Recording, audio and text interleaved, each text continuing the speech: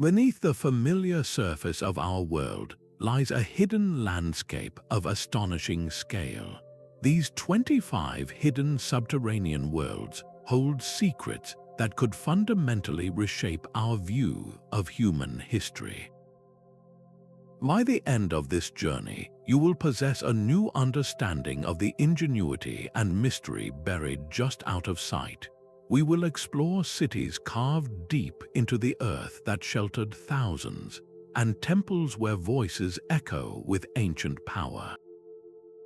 How did ancient builders construct labyrinths that have endured for millennia, and what truths are still waiting in the dark? What does our relentless drive to build downward reveal about our deepest fears and highest aspirations?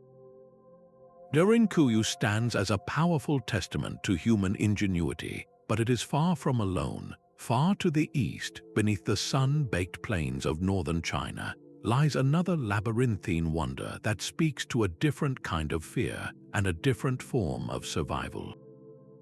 Here, beginning over 2,000 years ago, communities began carving not just shelters, but entire villages straight down into the earth. These are the Yaodongs, the incredible underground dwellings of the lowest plateau. The soil here, a fine, wind-blown dust called loess, is surprisingly strong and easy to dig, yet it remains soft enough to be shaped with simple hand tools. Generations of families excavated enormous pits, some over 100 feet deep, creating hidden courtyards open to the sky. From the walls of these sunken courtyards, they then carved out their homes, creating room after room that stayed cool in the fierce summer heat and warm during the bitter winter.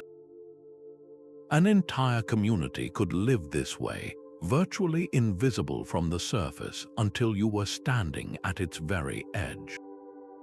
What did it feel like to descend into one of these pits, to a world of quiet corridors and earthen walls, with the sky reduced to a bright rectangle far above? This was not a city designed for sudden defense against armies like Derinkuyu, but rather a sustained, harmonious adaptation to a harsh environment. It was a way of life that persisted for centuries, a hidden world of profound simplicity and resilience. From the quiet, sunken courtyards of China, our journey descends into a landscape of conflict where the very earth became a weapon. Deep beneath the jungles of Vietnam, the Khu Khai tunnels form a terrifying and ingenious labyrinth. This was not a place of peaceful adaptation, but a hidden world forged in the fires of war. Initially dug in the 1940s to resist French colonial forces, this network was expanded to an almost unimaginable scale during the 1960s. It grew into an entire subterranean city, stretching for over 120 miles. Soldiers did not just hide in these tunnels, they lived in them for years.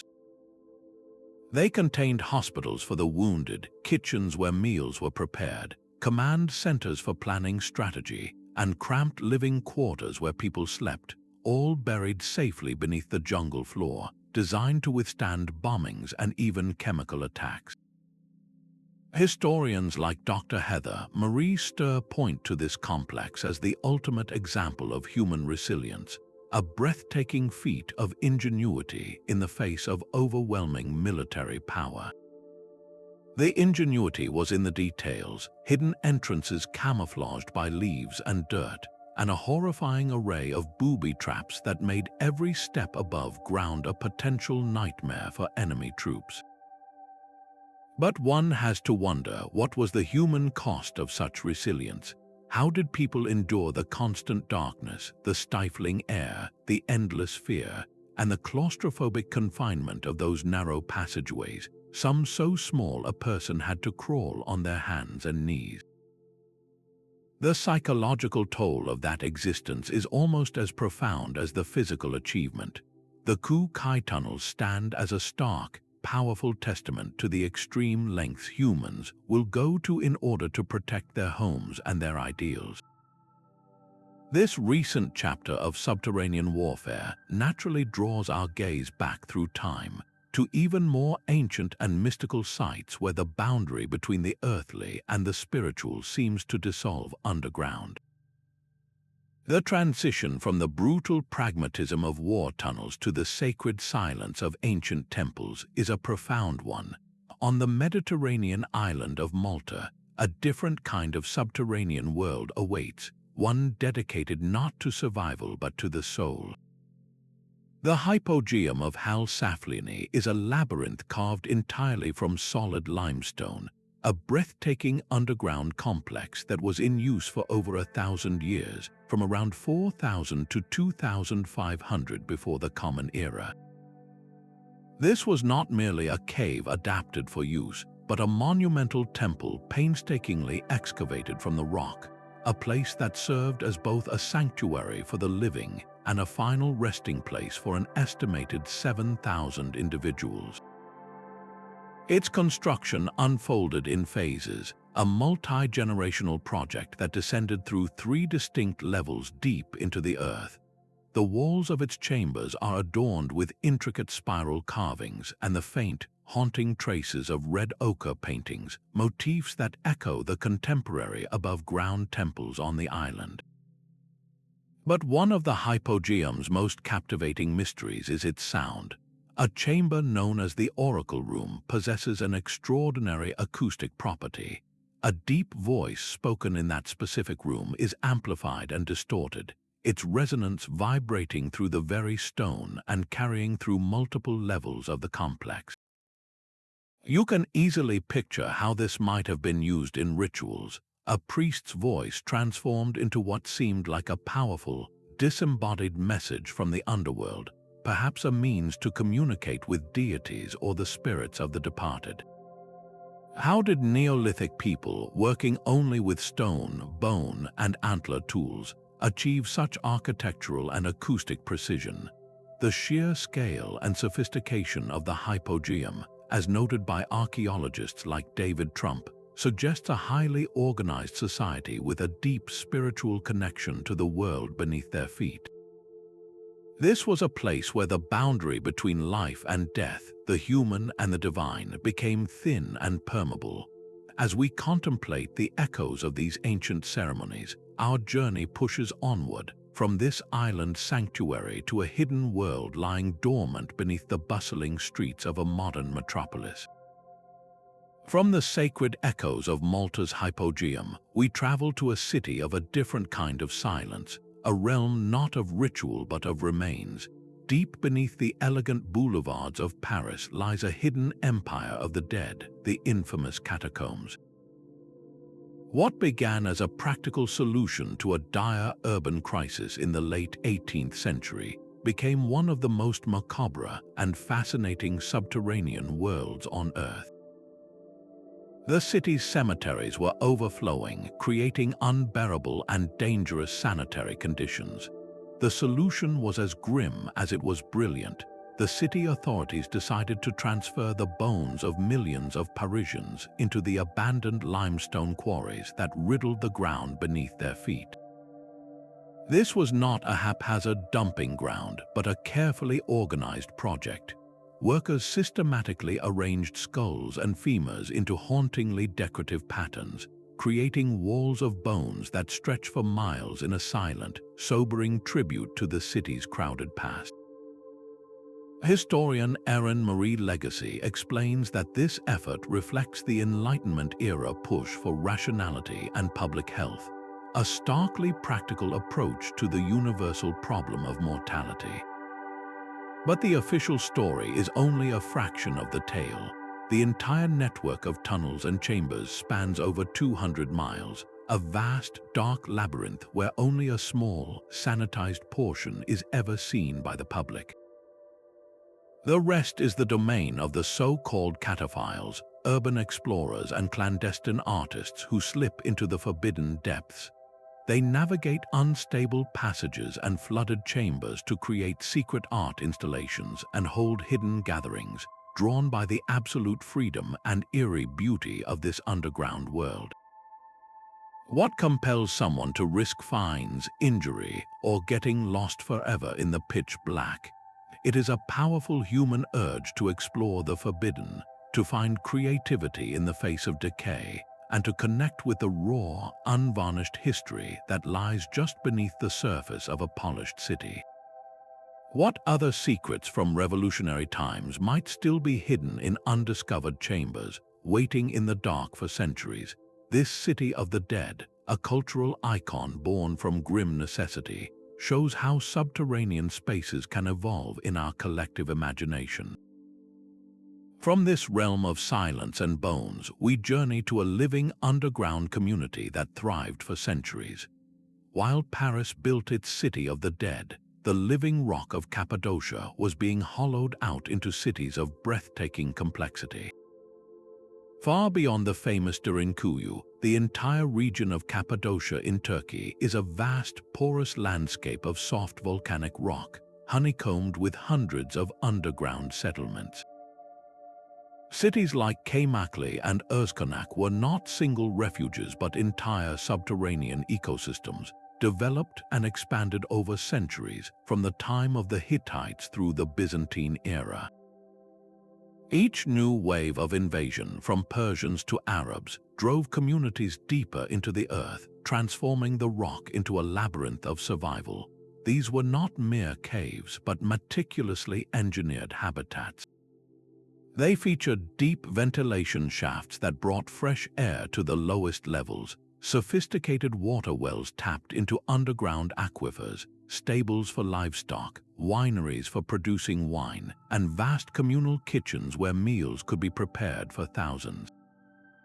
Archaeologist Dr. Rustam Aslan explains that these interconnected cities could house populations of up to 20,000 people and were linked by miles of tunnels, allowing for rapid communication and the movement of entire communities between different subterranean strongholds.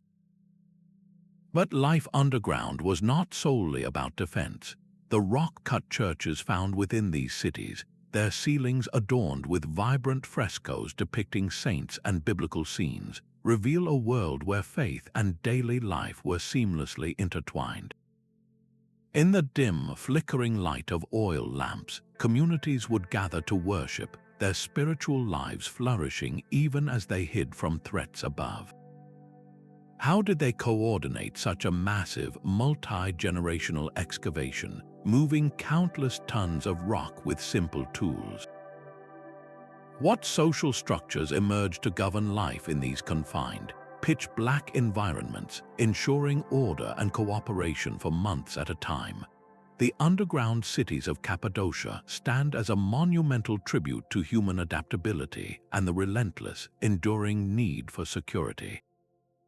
This profound desire for a safe haven, especially for one's beliefs, echoes powerfully in our next hidden world, a secret sanctuary carved not from soft rock but from cold, hard salt.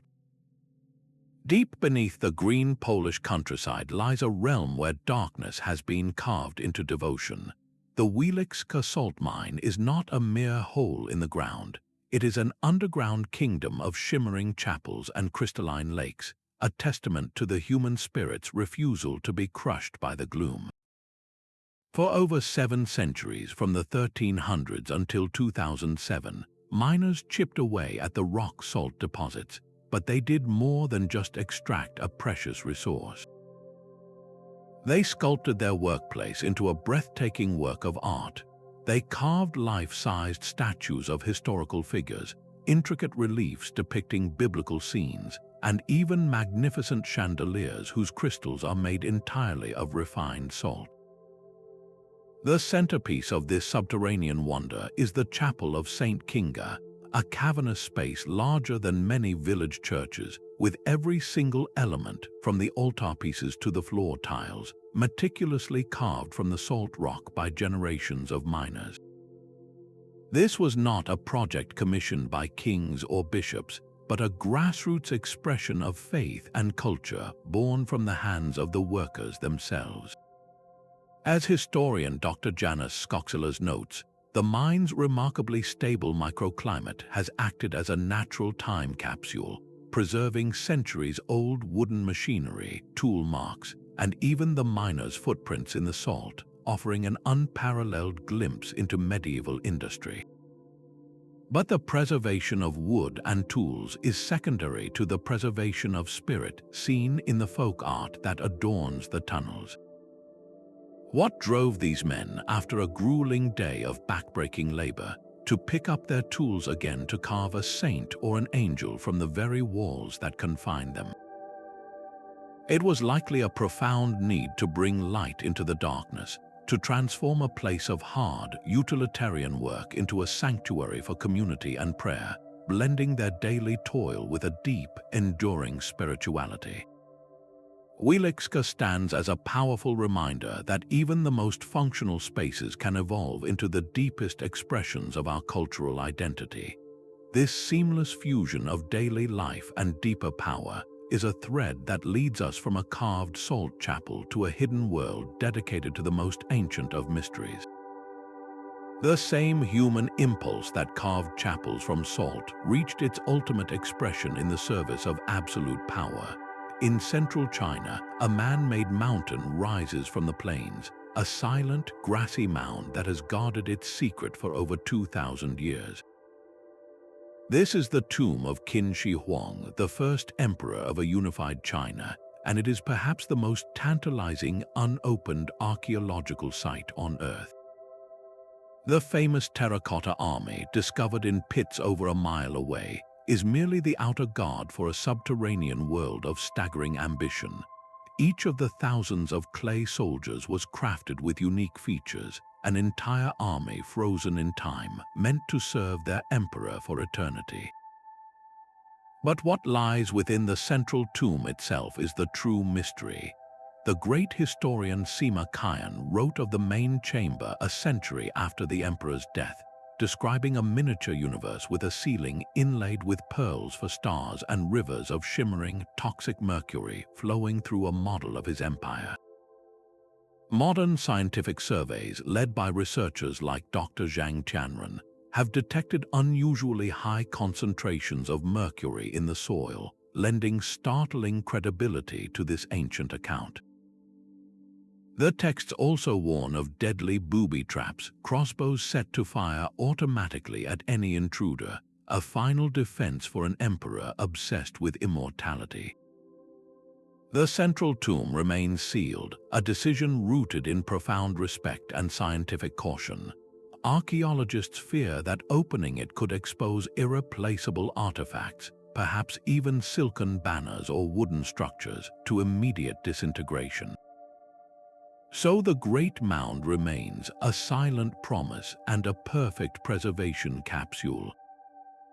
What could we learn about the birth of Imperial China from the objects sealed inside?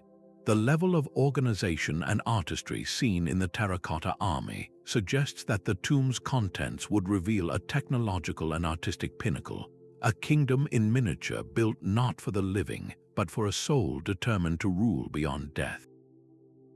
This imperial obsession with the afterlife draws our focus from a sealed tomb to a different kind of sanctuary, one where the goal was not eternal power, but eternal peace.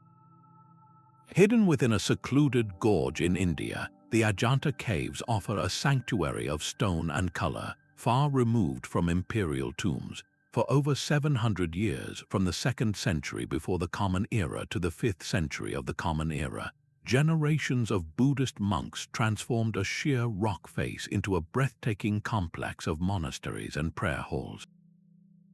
This was not a place of hasty concealment, but a deliberate retreat from the world, a hidden university of the spirit where art and devotion flourished in profound isolation. The caves were mysteriously abandoned and slowly reclaimed by the forest, their entrance obscured by vines until a chance discovery in 1819 by a British officer on a tiger hunt. His party stumbled upon the hidden entrance, and in the flickering light of their torches, some of the most exquisite ancient art in the world was revealed to the modern eye. The complex is a marvel of architecture and artistry, featuring two distinct types of spaces. The chaityas, or prayer halls, are dominated by massive, dome-shaped stupas, monuments for contemplation. The viharas are the monastic living quarters, cells arranged around central courtyards where monks would meditate and sleep, but it is the walls that truly astonish. They are covered with vibrant murals depicting the past lives of the Buddha, known as the Jataka tales, and scenes from his earthly existence. These are not simple diagrams of faith, they are masterpieces of emotion and perspective. Figures seem to breathe and move, their eyes expressing compassion, sorrow, or joy with a startling realism that feels timeless. Art historian Dr. Vidya Dehegia emphasizes that these works represent a golden age of Indian art, where religious narrative was fused with breathtaking aesthetic innovation. How did this remote community sustain itself? The nearby river provided water, and the monks likely relied on donations from traders traveling along nearby routes, their isolation punctuated by the outside world's support. This patronage allowed artists to work for centuries, leaving behind a legacy that tells us as much about ancient Indian society, fashion, and global trade connections as it does about spirituality. Why was such a vibrant center eventually abandoned? The decline of royal patronage and a shift in political and trade centers may have slowly starved the community, until the last monk left and the jungle sealed the caves in a perfect, silent tomb. The hidden beauty of Ajanta is a powerful reminder of the peaceful sanctuaries humans can create, not for war or wealth, but for the quiet pursuit of enlightenment. This world of spiritual solitude stands in stark contrast to our next destination, a hidden realm built not for peace, but for paranoia and absolute control. A luxury hotel's new wing seemed like a simple expansion, but its foundations hid a terrifying secret. Beneath the Greenbrier Resort in West Virginia, a sprawling underground city was constructed in absolute secrecy, designed for a single, grim purpose: to save the United States Congress from nuclear annihilation. Known today as the Greenbrier Bunker, this facility was a masterpiece of Cold War paranoia, operational from 1962 until its shocking exposure in 1992. For 3 decades, while politicians and tourists mingled in the opulent halls above, a hidden world waited in a state of perpetual readiness just below their feet. The bunker was a self-contained fortress, complete with a massive power plant, a medical clinic with decontamination showers, a communications center with links to the Pentagon, and a vast cafeteria stocked with enough canned and dried food to feed over 1,000 people for 60 days. Its centerpiece was an auditorium designed to serve as the new House of Representatives chamber, a place where the business of government could theoretically continue even as the world above burned. Historian Dr. Ted Gupp, who helped break the story, notes that the bunker's very existence was a testament to a government preparing for its own potential destruction, a chilling insurance policy against doomsday. The entire project was disguised as a routine hotel renovation, with the public and even most members of Congress kept entirely in the dark. The secret was maintained by a small, dedicated team of government employees posing as television repairmen for the resort, who continuously maintained the bunker's sophisticated equipment. What would it have been like for those lawmakers, suddenly ripped from their lives and thrust into this sterile, artificial environment, forced to legislate for a nation that might no longer exist? The psychological weight of that responsibility, carried out under fluorescent lights with no view of the outside world, is almost unimaginable. The facility's discovery by a journalist shattered the decades-long deception, raising profound and uncomfortable questions about the balance between national security and public transparency in a democracy. The Greenbrier Bunker now stands as a museum, a sobering monument to a time when the greatest threat seemed to come from the skies, and the solution was to bury the mechanisms of power deep within the earth. This modern refuge for power leads us to consider a far older, more mysterious structure, a hidden world built not for political survival, but for an entirely different kind of preservation. While a luxury bunker was being built for American politicians, a far more ambitious project was taking shape on the other side of the world. Deep beneath the mountains of China, a colossal network of tunnels was being carved out, a secret military complex so vast it earned the name the Underground Great Wall. Constructed in the 1960s and 70s, this was not a refuge for people, but a hidden launchpad for nuclear missiles, designed to ensure China could retaliate against a superpower attack.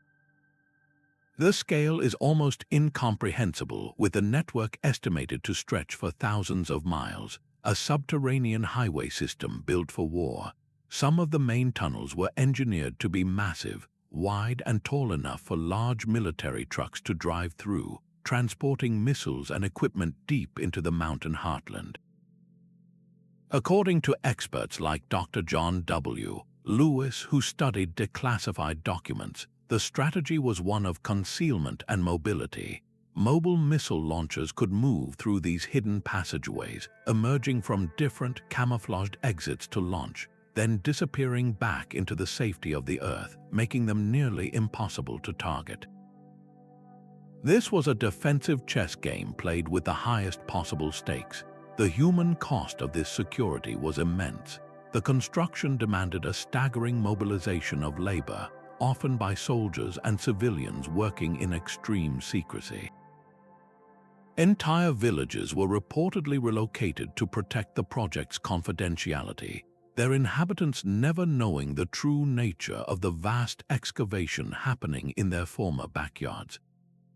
How did engineers manage such a feat across varied and treacherous geological conditions? From unstable soft rock to unyielding granite, they adapted constantly, using a combination of industrial machinery and sheer human effort to reinforce ceilings, manage underground water sources, and create ventilation systems for a labyrinth meant to withstand direct hits. This hidden infrastructure, a direct product of Cold War tensions, did not simply vanish with its conclusion.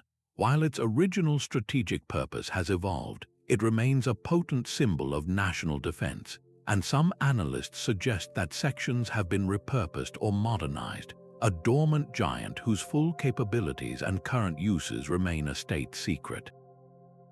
The underground Great Wall stands as the ultimate modern expression of an ancient impulse, using the Earth itself as a shield, proving that the drive to build for security echoes through the ages. Only the tools and the scale have changed.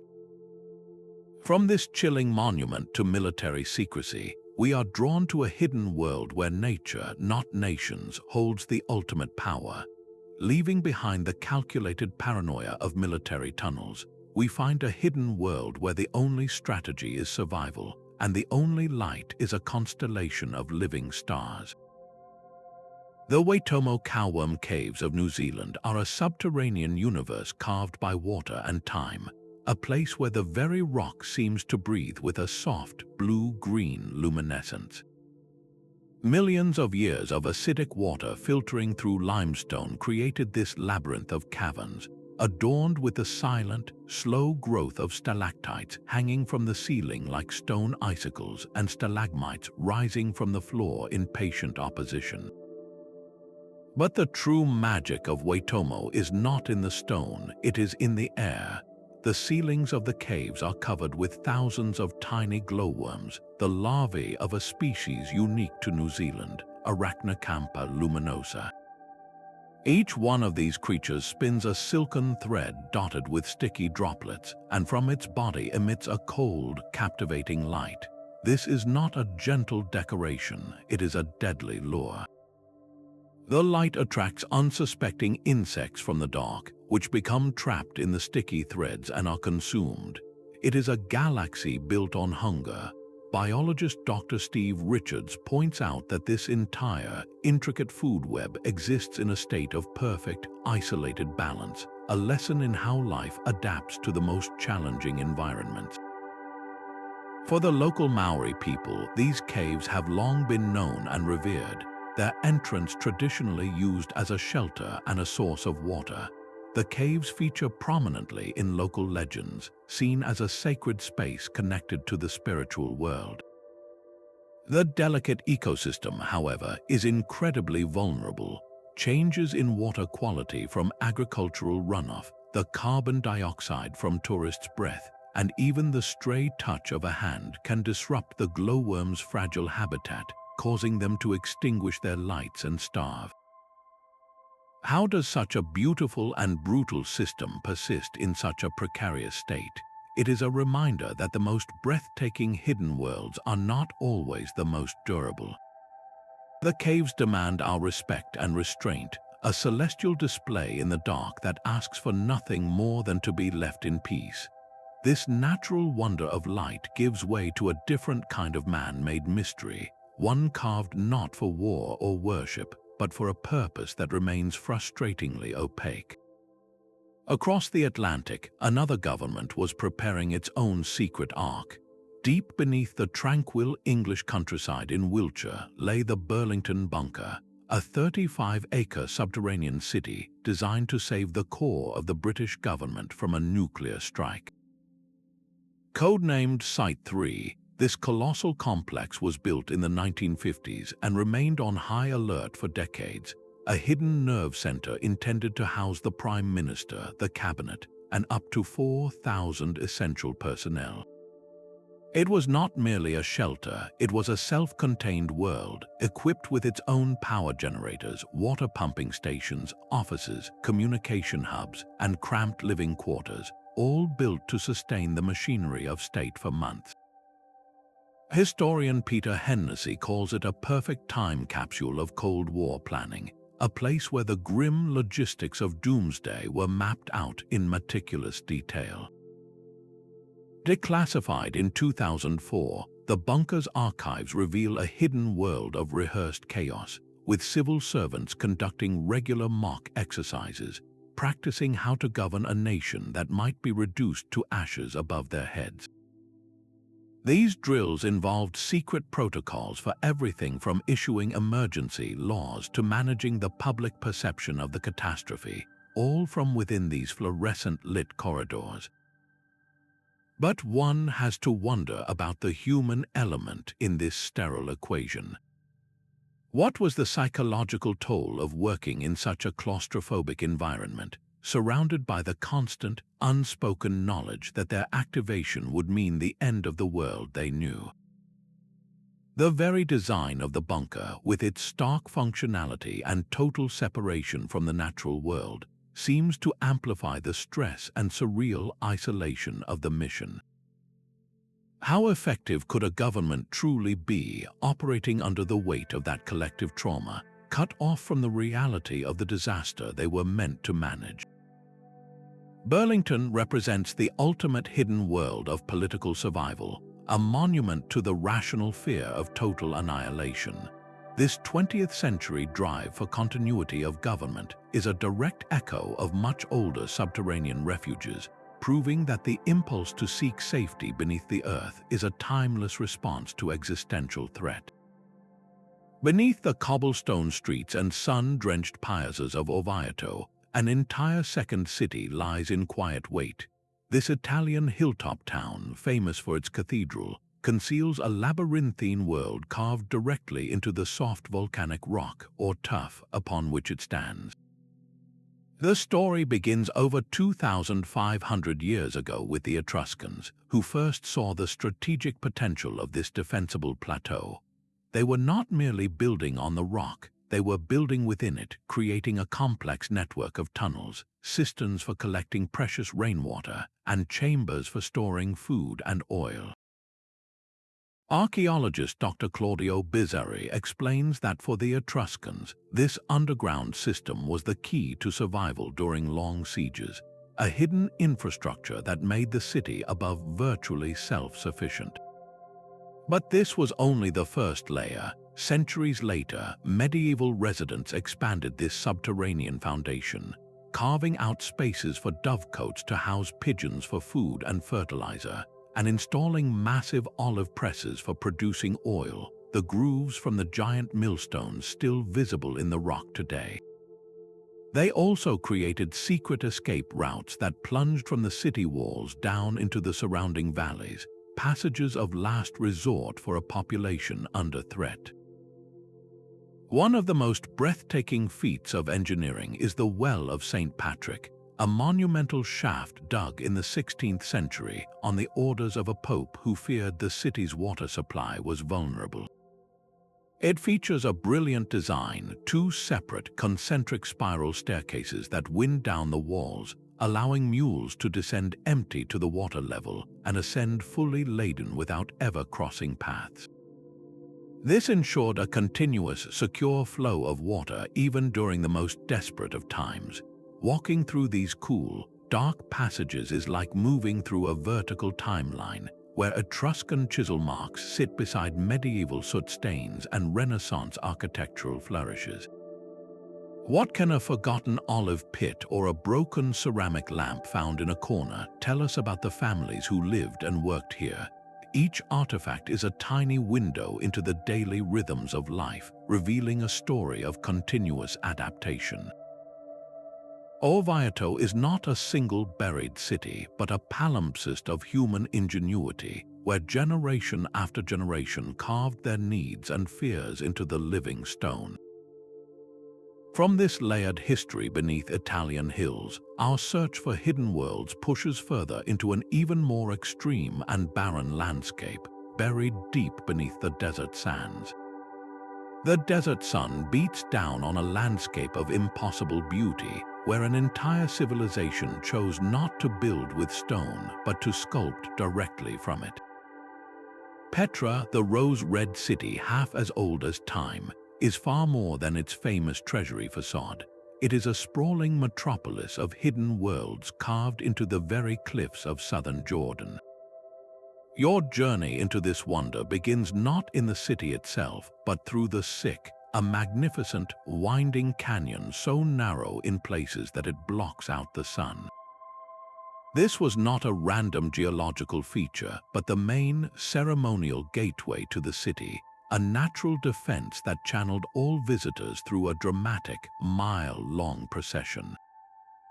The Nabateans, the master builders who founded Petra as their capital from the 4th century before the Common Era, did not see this gorge as an obstacle.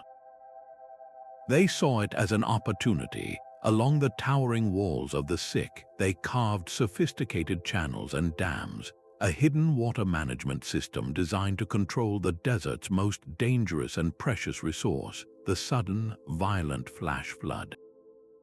Archaeologist Dr. Lee Ann Bedal has revealed how these channels would siphon water from the canyon walls, diverting destructive floods into storage cisterns that fed the city for months. They transformed a seasonal threat into a permanent lifeline, turning a desert wadi into a thriving capital of trade and culture. Beyond the Sick, the city unfolds in a symphony of carved rock, with monumental tombs, temples, and dwellings, all facades of much larger, multi-room structures excavated deep into the sandstone. High above the main valley, on mountain peaks known as the High Places, they conducted open-air sacrifices, their rituals connecting the earthly realm with the divine. Yet for all we have uncovered, so much of Petra remains a mystery. Archaeologists estimate that over 80% of the city still lies buried beneath the sand or sealed within unexplored tombs. What records of their unique language and beliefs, what treasures of their merchant wealth, are waiting in those dark, sealed chambers? The true genius of the Nabateans was their architectural harmony with nature, creating a city that felt not imposed upon the landscape but revealed by it. Their ability to thrive in such an arid environment by mastering the water hidden within stone stands as a timeless lesson in resilience. From this rose-red marvel, we are drawn to a different kind of desert mystery, one not carved from rock but discovered deep beneath the shifting sands. Beneath the quiet streets of a Canadian prairie city, a different kind of secret was brewing.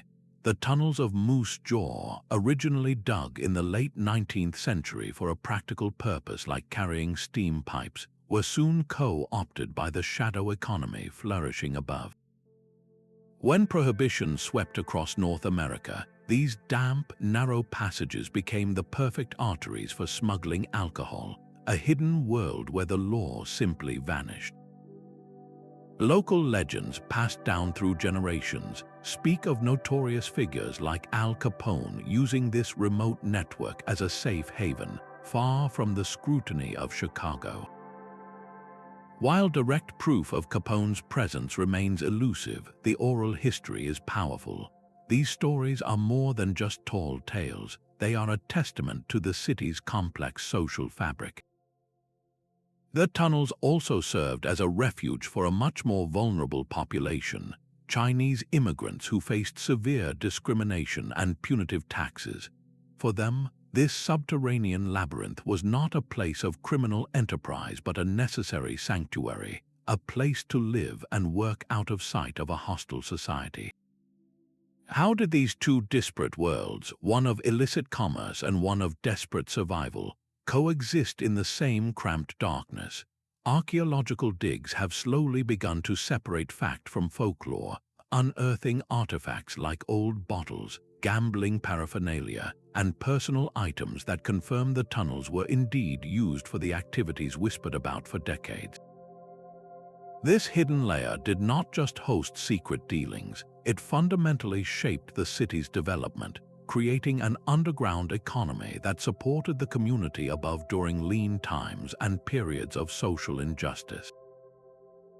The Moose Jaw tunnels remind us that history is not always written in official records, but is sometimes carved into the earth itself, waiting for the echoes of the past to be heard. This journey from clandestine crime to sheltered refuge leads us to a hidden world where the secrets were not of human society, but of the cosmos. High in the Peruvian Andes, where the air grows thin, the stones of Chavín de Huanta hold an ancient and disorienting power. This sprawling temple complex, built by a pre-Inca civilization over 2,000 years ago, is far more than a collection of pyramids. It is a carefully engineered machine for spiritual transformation, a hidden world of underground galleries designed to overwhelm the senses and bend perception. Visitors were not simply welcomed, they were led through a maze of narrow, windowless passageways, their footsteps echoing in a darkness broken only by flickering torchlight. The air would have been thick with the smoke of psychoactive plants, substances known to be used in rituals to induce visions and alter consciousness. This sensory deprivation and stimulation was all part of a deliberate plan. Archaeologist Dr. John Rick argues that the entire complex was built to manipulate the human mind, to create a state of profound disorientation where an initiate would be utterly receptive to the messages of the priests and the gods. The journey culminated in a central cross-shaped gallery where a single, terrifying figure awaited. This is the Lanzon monolith, a 15-foot-tall blade of carved granite that pierces both the floor and ceiling of the chamber. Depicting a snarling deity with feline fangs and serpentine hair, the Lanzon was the spiritual heart of Chavín, an axis mundi believed to connect the underworld, the earth, and the heavens. To stand before it in that confined, sacred space after such a bewildering journey would have been an encounter with the divine that felt both intimate and overwhelming. But how did the priests amplify this otherworldly experience? The genius of Chavín lies in its hidden infrastructure. An intricate network of water channels runs beneath the temple, and during ceremonies, priests could redirect water to roar through these stone ducts, creating a thunderous sound that seemed to emanate from the very walls. This was not mere plumbing, it was acoustic engineering on a monumental scale, a way to make the mountain itself seem alive and speaking. Furthermore, the entire complex was aligned with celestial events, its portals and vents possibly designed to capture specific shafts of light on solstices or equinoxes, illuminating the Lanzon or other sacred spaces in a dramatic display of cosmic power. The messages carved into the walls of jaguars, eagles, and transforming shamans were a symbolic language communicating a complex cosmology, one that emphasized the connection between the human, animal, and spiritual realms. How did the influence of this powerful cult spread so widely across ancient Peru? The answer lies in its allure. Chavín de Huanta was a major pilgrimage center, drawing people from vast distances who would undergo these transformative rites and then carry the new ideology back to their own communities, along with distinctive Chavín art styles and religious concepts. This hidden world was not a fortress for defense, but a spiritual vortex that pulled an entire region into its orbit, proving that the most powerful forces are often those that reshape belief from the inside out. From this mountain sanctuary of altered states, our search for hidden worlds plunges into an entirely different element, descending beneath the waves to a sunken city sleeping on the seafloor.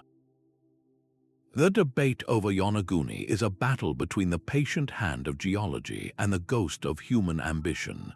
Just off the coast of Japan's Yonaguni Island lies a massive, enigmatic structure, a sprawling complex of stone that rests silently on the seafloor. Since its discovery in 1986 by a local diver, this so-called monument has divided scientists and captivated explorers. What you see are immense, flat terraces that drop in sharp, clean tiers. There are what look like wide, ceremonial staircases and monolithic pillars that appear too symmetrical to be random. The entire formation is a haunting, submerged landscape that feels unnaturally ordered.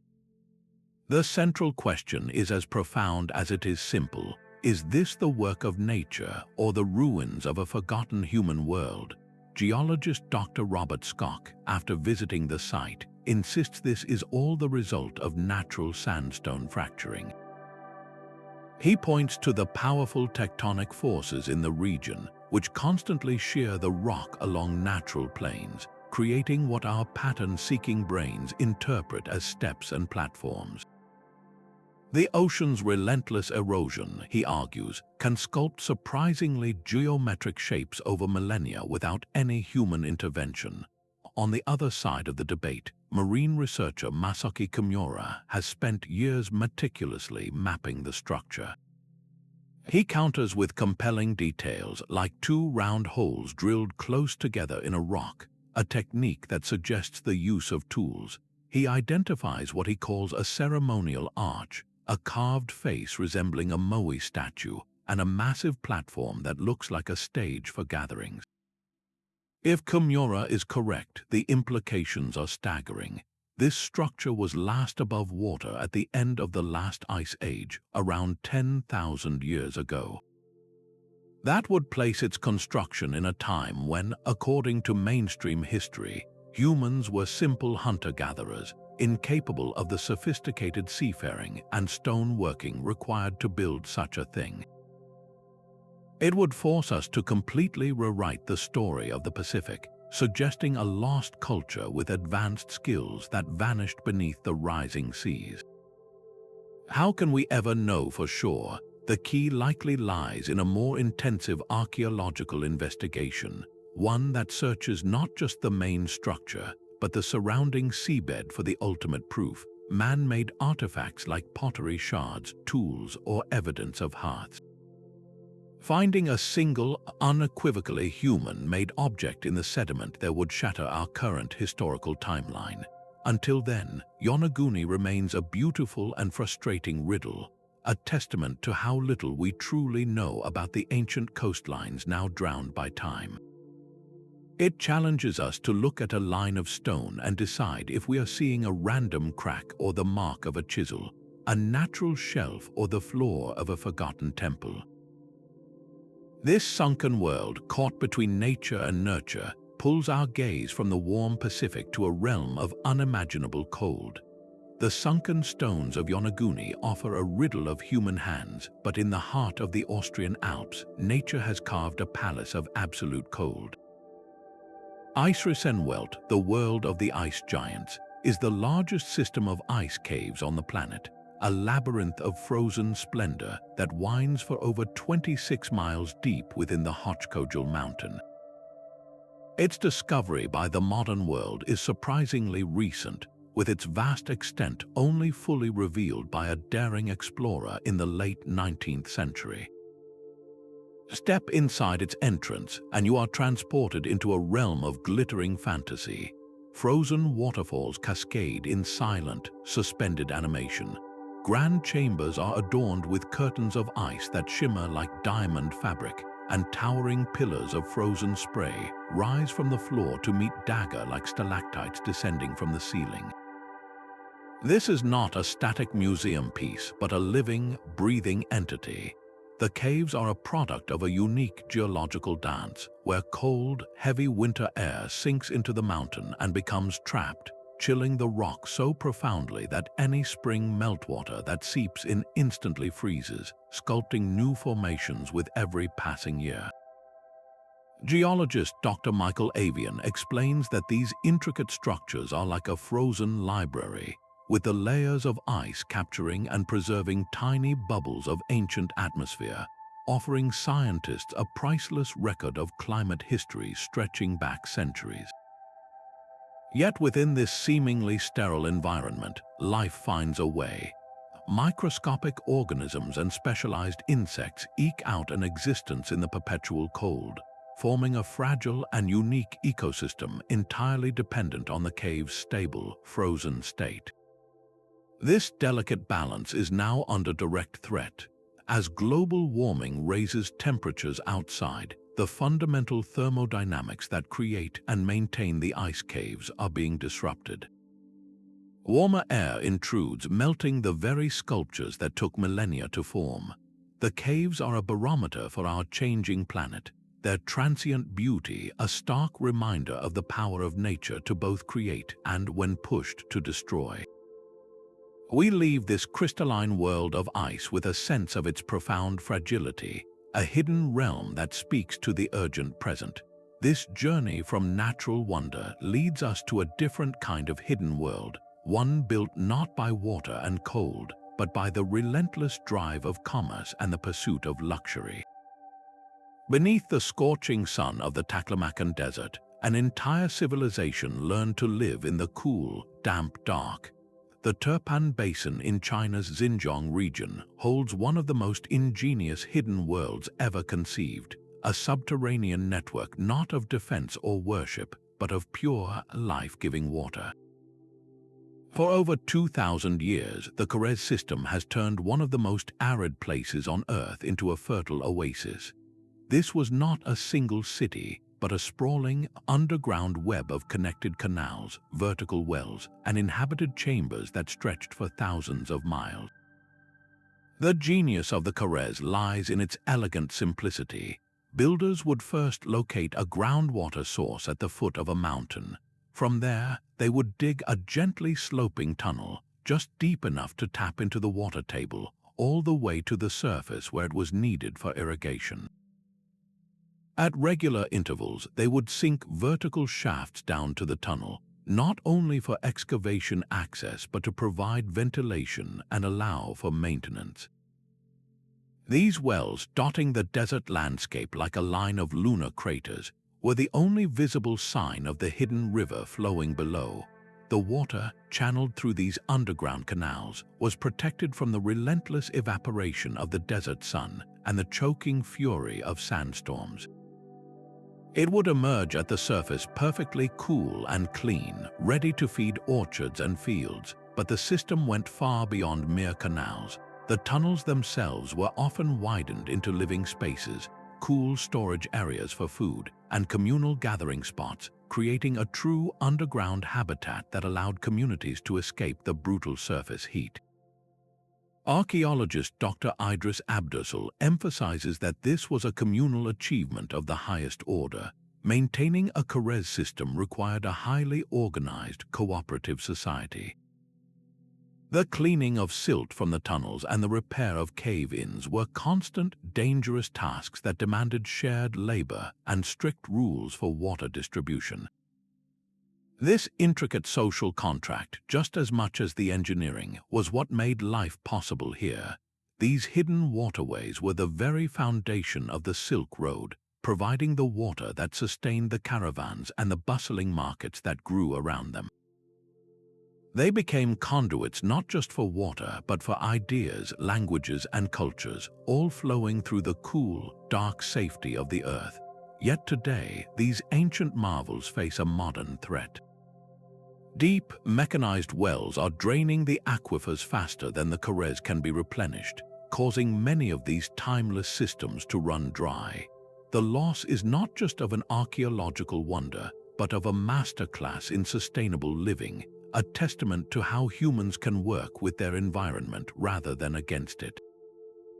This profound connection between water and survival, channeled through the earth, leads us to a hidden world where the element of water was not a tool for life, but a gateway to the afterlife itself. Hidden beneath a busy English market town, a workman's shovel struck stone in 1742, revealing not a foundation but a void. The Royston Cave is a perfectly cylindrical, bell-shaped chamber carved by hand from the chalk bedrock, a space so unexpected and so covered in intricate carvings that it has baffled historians ever since. Its walls are a dense tapestry of medieval art, a silent sermon in stone. You can see Crusader knights with their shields, a depiction of Saint Christopher carrying the Christ child, and a haunting figure of a woman believed to be Saint Catherine with her wheel. There are symbols that feel both sacred and secret, from the shears of a wool merchant to possible Templar crosses. Historian Dr. Helen Nicholson suggests these images may tell a story of apocalypse and salvation, a visual Bible for a community or a specific order. But without a single written record mentioning its existence, every interpretation remains a plausible guess. The cave's location is a crucial clue, sitting directly beneath the crossroads of two ancient Roman roads, Eichnield Street and Ermine Street. This was not a random spot, but a place of convergence, suggesting the cave may have served as a wayside chapel for travelers or a secret meeting place for a pious group wanting to remain unseen. Was this the sanctuary of a solitary hermit, or a hidden chapter house for the persecuted Knights Templar after their order was dissolved? The sheer effort of its creation, a man-made hole dug straight down and then outward, speaks to a purpose of immense importance to its creators. Yet at some point it was deliberately filled with rubble and soil, sealed away from memory for centuries. Why would such a beautifully crafted space be so completely abandoned and erased? Perhaps its patrons vanished or its beliefs became too dangerous to acknowledge. Royston Cave is a locked room mystery from the Middle Ages, its walls whispering questions we can no longer fully answer. This small, enigmatic chamber, a canvas for speculation carved deep into the English soil, stands in stark contrast to the next hidden world, a tomb built not for secrecy, but for immortal glory on a truly imperial scale. The tomb of Seti I plunges into the Valley of the Kings with a grandeur few other burials can match. Discovered in 1817 by the flamboyant explorer Giovanni Belzoni, this is not a simple grave, but a subterranean highway to the afterlife, descending over 100 meters into the bedrock. Its corridors are a gallery of divine art, every wall shimmering with vibrant hieroglyphs that chart the pharaoh's perilous journey through the underworld. The air in the final sarcophagus chamber feels different, hushed and eternal, where the ceiling is a masterpiece of deep blue, dotted with golden stars and constellations, a map of the cosmos intended to guide the king's soul. Egyptologist Dr. Zahi Hawass often highlights this tomb as the pinnacle of New Kingdom artistry, home to the most exquisitely preserved scenes from sacred texts like the Book of Gates, which detail the challenges a soul must overcome to achieve rebirth. But the beauty masks a profound engineering feat. How did ancient workers with only copper chisels and oil lamps carve such a vast, descending labyrinth without it collapsing? The walls are reinforced, the angles precisely calculated, all while working in near total darkness, their only light the flicker of flames that would have consumed the very air they breathed. This was a project that blended spiritual ambition with raw structural genius, a hidden world designed for a single purpose, to secure a pharaoh's place in the cosmic order for all eternity. What rituals were performed in the side chambers that remain shrouded in dust, and what secrets might their untouched artifacts reveal about the man who ruled Egypt at its zenith? The obsession with eternal security for a single ruler stands in stark contrast to a hidden world built for an entire community facing a more immediate, earthly threat.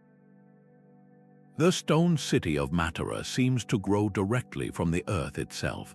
In southern Italy, the Sassi di Matera are not built upon the landscape, but are the landscape, a breathtaking honeycomb of dwellings, churches, and cisterns carved into the sheer face of a limestone ravine. This is perhaps the oldest continuously inhabited place on Earth, with evidence of human settlement stretching all the way back to the Paleolithic era, a thread of life unbroken until the middle of the 20th century. For millennia, generations expanded natural caves into homes, carving out rooms, stairways, and entire neighborhoods that cascade down the cliffs in a stunning, organic architecture. The community lived in a profound, symbiotic relationship with the stone, using its natural properties for insulation that kept them cool in summer and warm in winter, and channeling every precious drop of rainwater into intricate cistern systems. This was a masterpiece of sustainable living long before the term existed. Architect Dr. Pietro Lorino has extensively documented how the entire city functioned as a single, efficient ecosystem, where nothing was wasted and every element of the design served a purpose for survival and community. So why was this ancient way of life suddenly abandoned in the 1950s? The answer is a story of modern shame and eventual redemption. By the mid-20th century, the Sassi had become a symbol of crushing poverty for the Italian government, a place where large families lived in single, damp caves alongside their livestock with high rates of disease. The state forcibly relocated the residents to modern housing projects in the upper town, leaving the Sassi a silent, crumbling ghost city for decades. But the story did not end there. A slow, passionate movement of artists, historians, and local activists fought to see the value beneath the decay.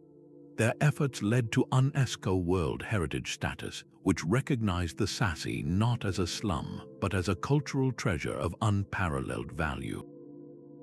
This sparked a remarkable rebirth. Today, the caves have been meticulously restored, not as museums, but as living spaces, boutique hotels, and restaurants, their ancient walls now buzzing with a new kind of community life. The restoration has revived a powerful local identity, transforming a symbol of shame into a point of immense pride. Matera's journey asks us a difficult question: how do we decide what is blight and what is heritage? It stands as a powerful lesson in how human habitats can evolve in harmony with the land, creating communities that are as enduring as the rock they are carved from.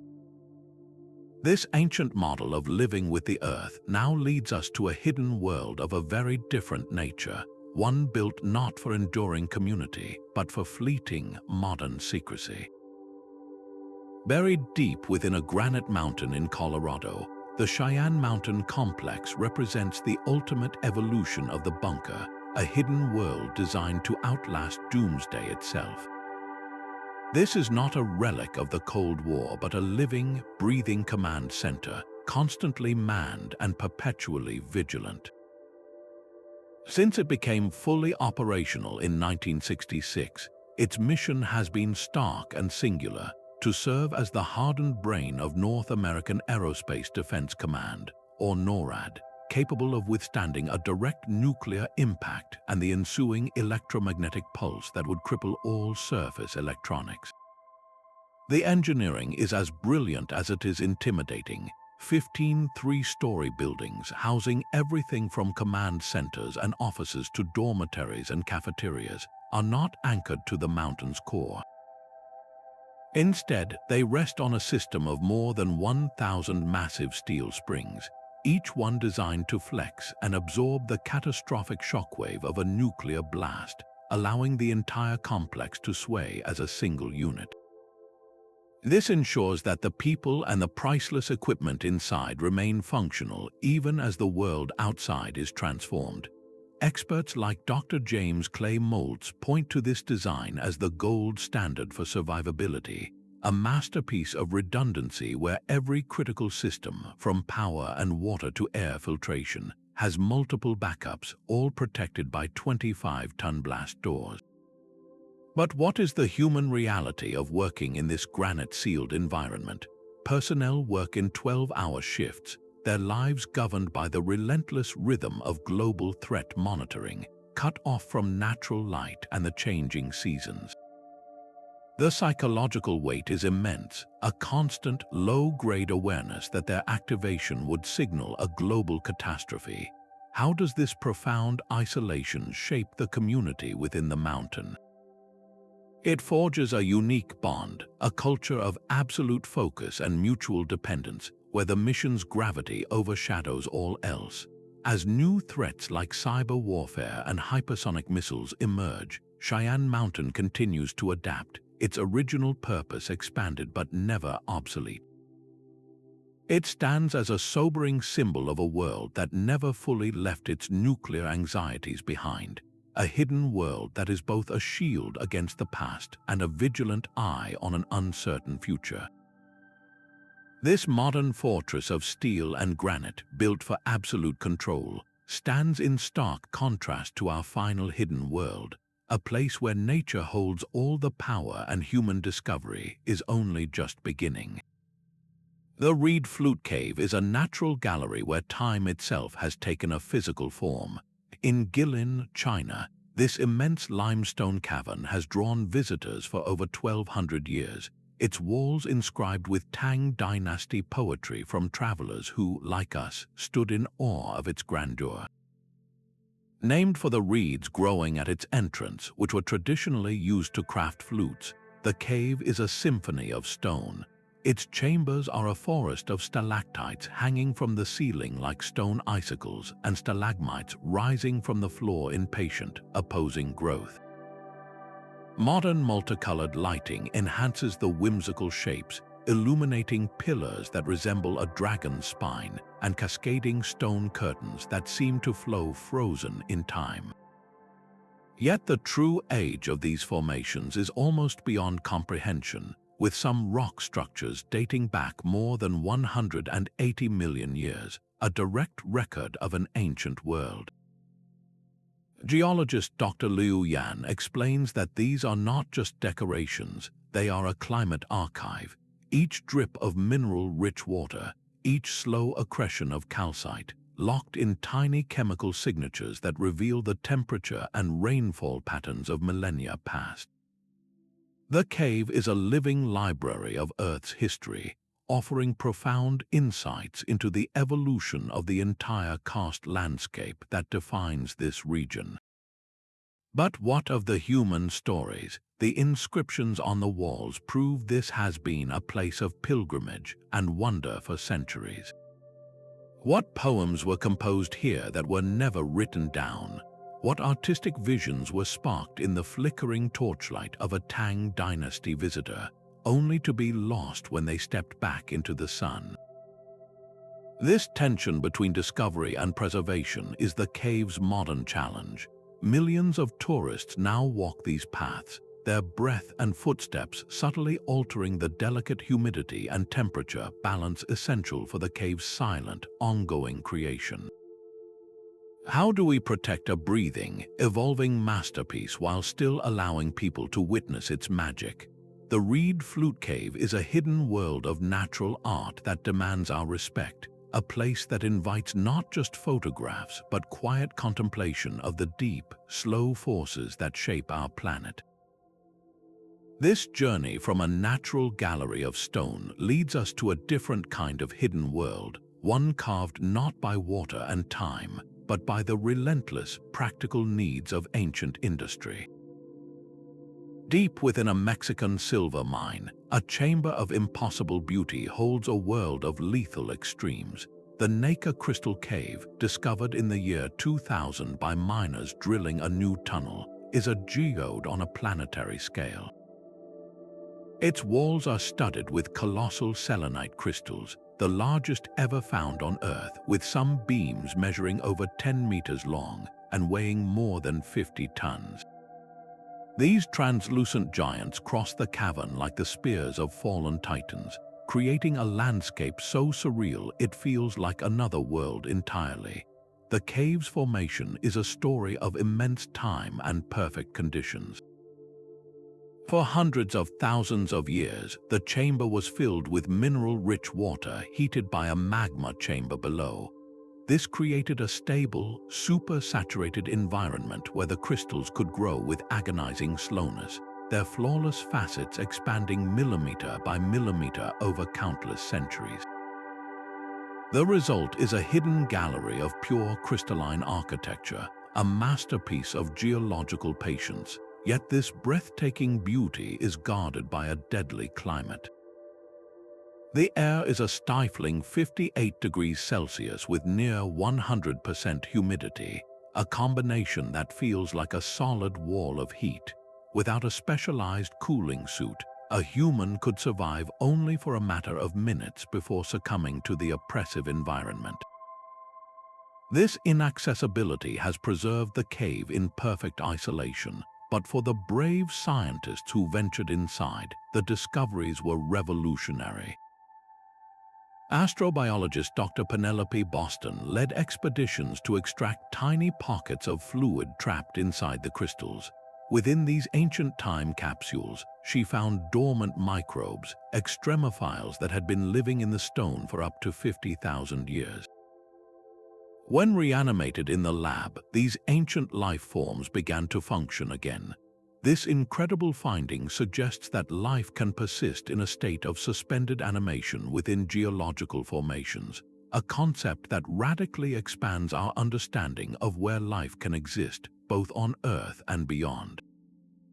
Could similar crystals on Mars or the moons of Jupiter also contain the seeds of ancient life, waiting for the right conditions to awaken? The Naka Cave is more than a mineralogical wonder. It is a library of biological potential, proving that life is not only resilient but can become one with the stone itself. This final hidden world brings our journey to a close, a journey that has spanned from ancient refuges to modern fortresses, from spiritual sanctuaries to natural cathedrals. What common thread binds these 25 diverse realms? It is the undeniable human drive and the sheer force of nature to create, to adapt, and to preserve meaning in the darkness. Whether for survival, for faith, for power, or for art, we have always looked beneath the surface, building and discovering hidden worlds that reflect our deepest fears and our most profound aspirations. The earth beneath our feet is not a silent tomb but a living archive, and its deepest chapters are still being written. These recurring themes of sanctuary, spirit, and survival reveal a profound truth about our species. Time and again, when faced with existential threats from above, humanity's first instinct is to dig deeper. The massive ventilator shafts of Cappadocia and the 25-ton blast doors of Cheyenne Mountain, though separated by millennia, were both engineered for the exact same purpose, to create a pocket of safety in a world suddenly turned hostile. Whether the danger was a marauding army or a nuclear missile, the Earth itself became the ultimate shield. This drive for security is a constant drumbeat through history, an echo of our most basic need to protect our communities and our way of life. Yet, once safely hidden, we do not simply wait in the dark. We build, we innovate, The ancient Karez builders of the Turpan Basin mastered hydro-engineering to thrive in a desert, while the creators of Petra carved an entire city's water supply from a barren canyon. Their ingenuity was not born in a laboratory, but from the urgent, practical demands of their environment, a testament to the human mind's ability to solve even the most daunting problems with the materials at hand. And in the profound quiet of these hidden worlds, something else often flourishes: the human soul. The carefully manipulated acoustics of the Hypogeum and the vibrant, devotional murals of the Ajanta caves show us that these spaces are not just for the body, but for the spirit. The isolation underground seems to amplify focus, turning caverns into canvases for prayer and introspection, where the boundary between the earthly and the divine feels paper-thin. So what do these patterns tell us? They suggest that our relationship with the world beneath our feet is fundamental. It is a relationship built on a universal craving for safety, a relentless drive to adapt, and a deep-seated need to find meaning even in the deepest dark. Looking forward, this historical blueprint becomes incredibly relevant. As we face modern crises like rising sea levels, overpopulation, and extreme weather, could the next chapter of human habitation lie underground? The lessons from these 25 worlds are a masterclass in sustainable living, from Matera's symbiotic systems to the Yaodong's passive temperature control. The future may not see us fleeing invaders, but rather retreating from our overheating climate, using ancient wisdom to build resilient, energy-efficient communities beneath the surface. This collective history is not a series of isolated curiosities, but a single, continuous story of human resilience. It is a story that prepares us to ask the next great question: what undiscovered worlds still await us in the vast, unexplored darkness, and how will they continue to shape who we are?